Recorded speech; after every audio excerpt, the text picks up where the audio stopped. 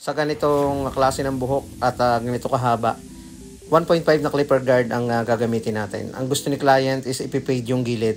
Ako na yung mag-a-adjust kung gaano ba ito kataas dahil meron siyang mga konting lubog dito sa kanyang anit, ganun din sa may likod.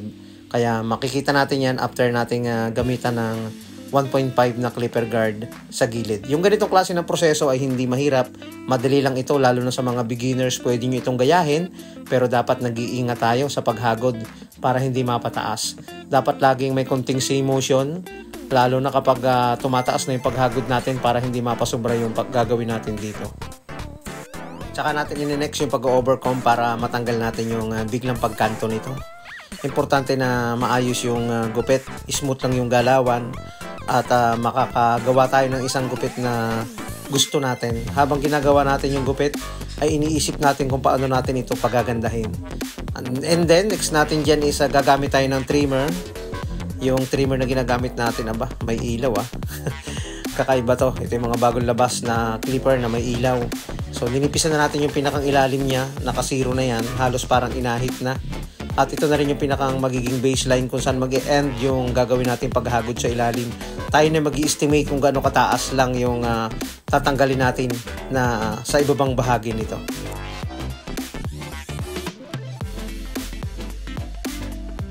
Siyempre dahil manipis na, ay di pwede na sa 0.5 or half guard yung pinakang ibabang bahagi nito.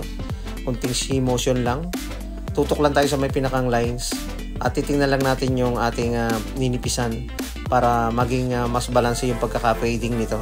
Yung nakikita natin mga dark spot ay pwede na yan na gamitan natin ng thinning scissors, pwedeng gunting, or pwede sa mas makapal na clipper guide, or pwede sa number 1. Depende na sa'yo. Kailangan lang nating maingatan para hindi masyadong mapataas ito.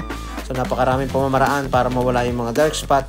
Pwedeng gunting, pwedeng thinning scissor, basta gagamit tayo ng manipis na suklay para hindi masyadong mapasagad sa ilalim yung gagawin natin dito. And then zero natin yung nakikita nating lines, sagad natin ito para mawala yung pinakang lines niya. Dapat yung talim ng ating clippers naka-fade blade para makuha niya yung nabuong lines sa pagdigil kanina ng trimmer nito.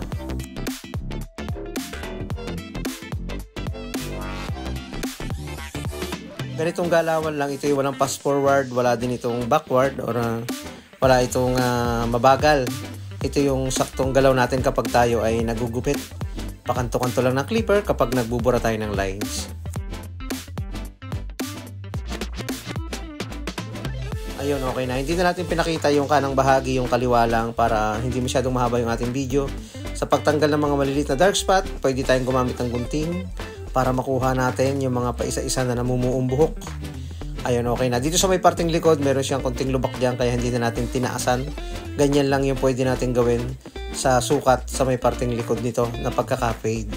Ayun. Naretouch lang natin ng konti para sa mga maliliit na buhok na nakikita natin na nabubuo dito. Maraming salamat mga kabarberos sa inyong panonood.